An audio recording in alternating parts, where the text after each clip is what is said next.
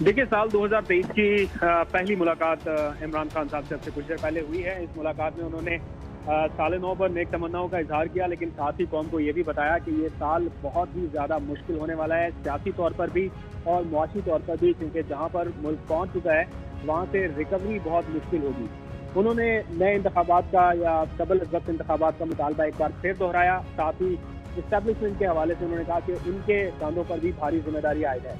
जब उनसे पूछा गया कि मौजूदा इस्टेब्लिशमेंट से क्या आपका कोई राब्ता हुआ, तो उन्होंने कहा कि पाकिस्तान में इस्टेब्लिशमेंट सिर्फ एक ही शख्स है, लेकिन अभी तक उनकी तैनाती के बाद उनसे किसी किस्म का कोई राब्ता नहीं हुआ, लेकिन मेरा उनसे कोई तनाज़ा नहीं है। इस हवाले से जो साबिक आर्मी चीफ थे उस पर भी उन्होंने बातचीत की और कहा कि साबिक आर्मी चीफ से उनका वर्किंग रिलेशन बहुत अच्छा था, लेकिन अचानक उनके रवैये में तब्दीली एक्सटेंशन के बाद महसूस की। उन्होंने कहा कि लंदन में जो मुलाकात हुई एक्सटेंशन के हवाले से मुस्लिम लीग नून के रहनुमाओं की, उस मुलाकात के बाद ये रवैये में तब्दीली देखने में आई और फिर आहिस्ता आहिस्ता मुझे ये पैगाम दिया जाने लगा कि आप एहतसाब का मामला छोड़कर NRO दे दें। उन्होंने कहा कि मुझे एंटी अमेरिका साबित करने की कोशिश पाकिस्तान से शुरू हुई और डोनाल्ड डू ने जो कुछ भी कहा वो सबक उन्हें पाकिस्तान में पढ़ाया गया था। उन्होंने एक गिला किया कि मैं इस मुल्क का चीफ एग्जीक्यूटिव था, लेकिन मुझे ये मालूम नहीं था कि हुसैन हकानी को लॉबिंग फर्म के लिए हायर किया गया है अमेरिका में, जो मेरे खिलाफ कैंपेन कर रहे थे। उन्होंने कहा कि अमेरिका के साथ मेरे मिसाली ताल्लुकात थे। ट्रंप की जानिब से भी तारीखी इस्तकबाल हुआ, जो किसी और सरबराह मुमलिकत को पाकिस्तान में अभी तक नहीं मिला।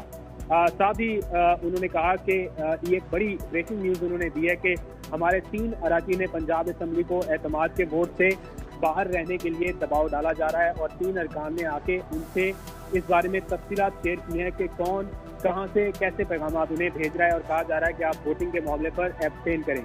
फिर उन्होंने बताया कि कराची में MKM को इकट्ठा किया जा रहा है, बाप को पीपल्स पार्टी में शामिल कराया जा रहा है। ये सारा कुछ इसलिए है कि इमरान खान को निज़ाम से बाहर किया जाए या नाअहल किया जाए या इनकी करैक्टर असैसिनेशन की जाए। उन्होंने एक सवाल का जवाब देते हुए जब उनसे पूछा गया कि आप असेंबलियों में वापस क्यों नहीं जा रहे, आपको बार बार कहा जा रहा है, तो उन्होंने कहा कि असेंबली में जाकर मैं क्या कर सकता हूँ। अगर जिस दिन मैं असेंबली में गया तो इसका मतलब है कि इनकी हुकूमत को तस्लीम करूँ, और वैसे भी कोई कानून साजी मौजूदा हुकूमत की राह में रुकावट नहीं है, वो जो चाहते हैं वो कर रहे हैं। तो हमारे असेंबली में ना जाने की वजह से कोई भी कानून साजी अभी रुकी नहीं हुई।